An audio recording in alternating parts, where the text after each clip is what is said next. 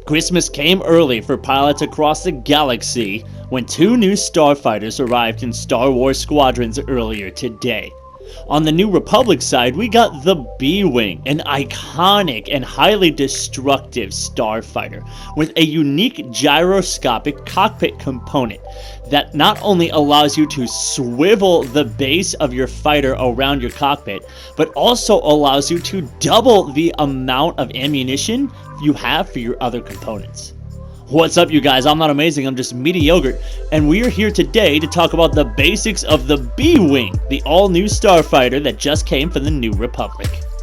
I think the best way to get a handle on the abilities of this new bomber is by comparing it to the already existing bomber in the New Republic Navy, and that's of course the Ywing.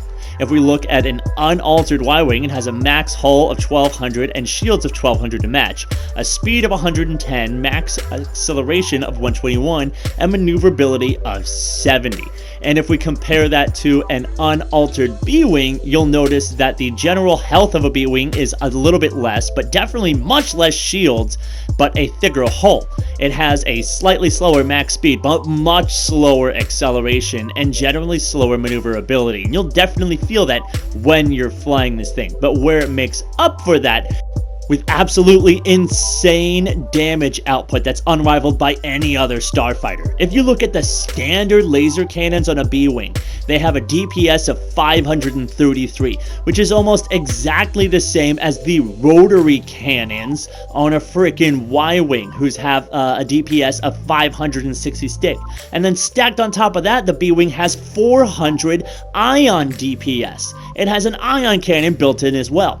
And if we look at the rotary cannon, it transfers some of that ion damage into the lasers. So the lasers get an incredible 766 damage per second, along with 283 ion damage. And that's almost the same amount of damage output as a laser beam, which actually does 1000 damage per second. Speaking of beam cannons, this new bomber also comes with a new kind of beam cannon, the ion beam, which acts almost exactly the same as the other one, except it does ion damage at 3000 ion damage per second. And unfortunately, while you can equip both of these beams at the same time, you cannot fire them both at the same time. You can see my ship right there looking exceptionally confused, not knowing what to do, flashing blue and red at the same time. But it will fire once you let one go. So this is a potential theoretical loadout of keeping an ion beam and an actual beam at the same time, so you can whip off shields and then do hull damage, but that's not my personal suggestion. Moving on from that, we're going to talk about how the gyroscopic component actually works. When you first spawn in as a B-Wing, your tail will be pointed straight down, and if you don't have this component, that's how your tail will always be oriented.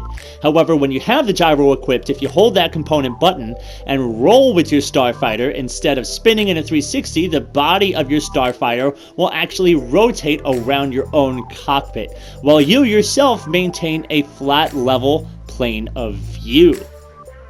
This is definitely a component that's going to take some getting used to if you want to take full advantage of it inside a battle. The biggest thing you need to remember is that when you're rolling, your tail is actually spinning the opposite direction that you are rolling. So if you want to roll to the left, you need to press your stick to the right.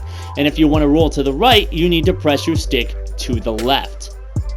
But that's only half the usefulness of the gyro component. It actually doubles the amount of ammo in your other auxiliary slot, or reduces its cooldown by 50%. So you can have either twice as many torpedoes and bombs, or use your laser beams twice as fast. Just imagine the possibilities there. However, like we discussed before, that maneuverability is terrible. This thing turns like the Titanic. The only way to get this thing to actually whip itself around is with boost drifts. So I highly recommend taking yourself inside the practice area here and flying around a bunch, getting used to actually turning with this beast and stopping with this beast, because acceleration means stopping slowly as well. I've had a lot of trouble actually trying to park this thing inside the resupply zones of my frigates.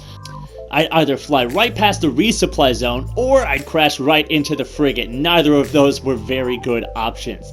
So definitely take your time to get some practice in with the B-Wing before taking it into the ranked fleet battles. Whether you take some time in the practice mode, or you go into battles versus AI, which I did a ton of, so I could test out some loadouts for you guys, and I have a couple of them for you. I have a great bomber loadout, which is absolutely wreaks havoc on capital ships. Then I have, funny enough, a dogfighting loadout for the B-Wing. Surprise, surprise, this thing can actually rip enemy starfighters to shreds. I can't wait to share those two guides with you guys. If you want to see those, make sure you subscribe to the channel and hit that notification bell. In the meantime, I'm not amazing, I'm just mediocre, and I'm out.